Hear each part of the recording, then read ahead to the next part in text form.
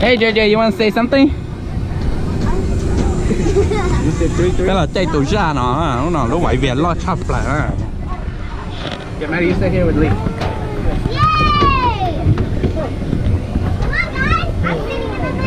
Đây là còn đuôi áo trắng nó nữa.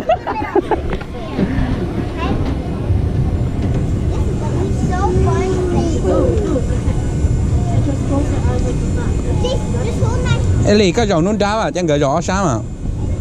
Yeah. Yeah, you sit in the middle. JJ ơi, chỉ mua của xã cụ chỉ mua nón cây, có chỉ mua nón cây chắc cụ. Có tay châu ý à cụ anh JJ ơi.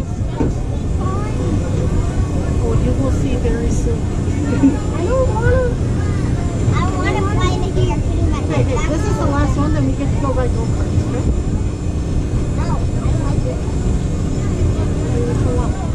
Có bó thời bé bây giờ giàu bé mùi hương nhu á. Bé đi chưa bé qua đó safety tí à nó. Có bó chọn tổng lô này mới cho mát đậu lò nó nha. Chị bé mới cho mát sẽ hậu ba đồng hậu còn á. Chị bé chỉ tỏa cho mát chị. Cô vậy vì nó so má sẽ bé đi chỉ sure thì được vừa khó là chỉ khó á. Vậy có mất chú nó con chạy on lên rồi chỉ tôi vậy các chị qua kìa.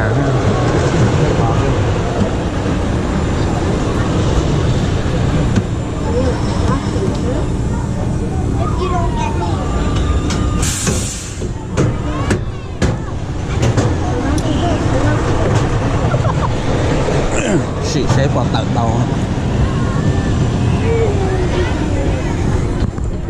Em mù là ta nữa. Let's all wait till Uncle Lucky and me want to see them, okay? We're going, Ellie! Right there. There it is. Raise your hand. Hey!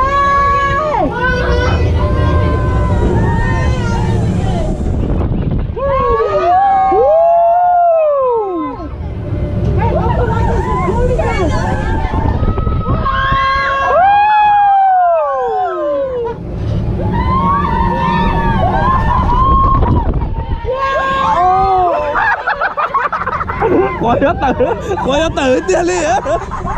Thục bóng à.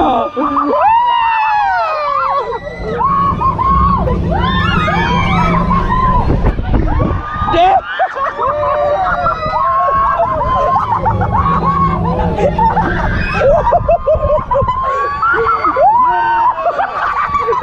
Đây là xiên.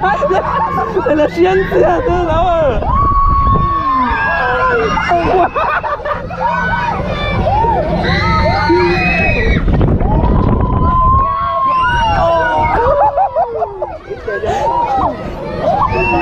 Wow, my goodness!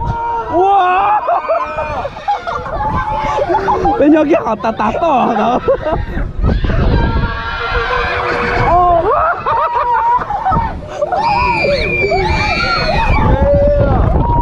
Damn!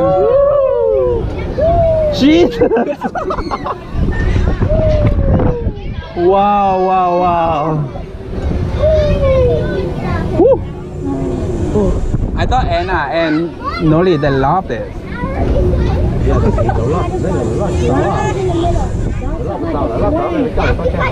Thật liền ha. Bé tuổi bé lấy đặc ăn thôi lại chạy đùa. Shit, cô lấy muốn đùa. Thấu chứ. Đấy nhưng phá sẽ cô spam. Cô chạy giờ nó có bó mấy giờ giao chỗ vậy vì cô chạy của tí còn đùa. Oh really? Yeah. Đá sai của tí chỉ cả lo. Daddy, did you like it? Oh my goodness. I got this kid up. Too bad you guys didn't look up. Uncle Lucky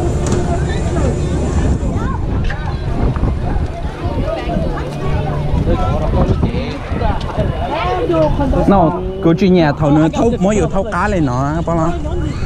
Có là tập bé. Yeah, thầu mới vô. Yeah, thầu mới dùng tay nữa vậy. Ủa của địa ta hậu kia. Oh.